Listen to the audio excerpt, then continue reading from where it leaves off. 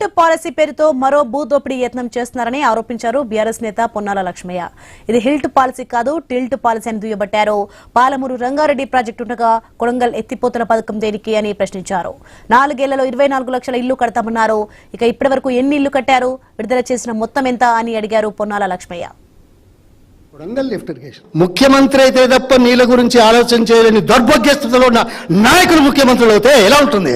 పాలమూరు రంగారెడ్డిలో భాగం కాదా? శాశ్వత ప్రాతిపదికన నీళ్ళు ఇద్దామనేది పాలమూరు రంగారెడ్డి ప్రాజెక్టులో లేదా?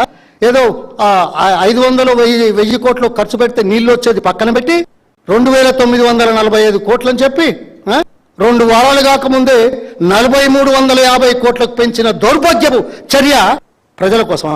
24 లక్షల ఇండ్లు 4 సంవత్సరాలు చేస్తామని చెప్పారా? లేదు, ఇప్పుడు సంవత్సరం దాటుతున్నది కదా మొదలుపెట్టి అని. ఎంత డబ్బు రిలీజ్ చేశారు, ఎంత ఖర్చు పెట్టి, ఎన్ని ఇల్లు ఇచ్చారు?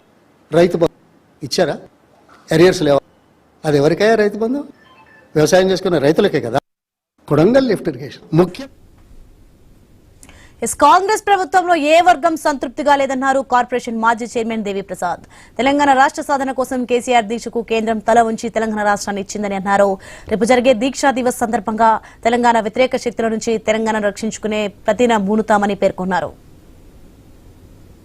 ఎగురుతుంది, ఎగిరి పడుతుంది అనేటువంటి మీద ఒక రకమైనటువంటి ఆందోళన ఉన్నటువంటి నేపథ్యంలో కేసీఆర్ గారి దీక్ష కొనసాగింది. కేసీఆర్ గారు చేసినటువంటి దీక్ష వలన కేంద్రం కదిలి డిసెంబర్ 9న ప్రకటన వచ్చిందనేటువంటి మాట వాస్తవం.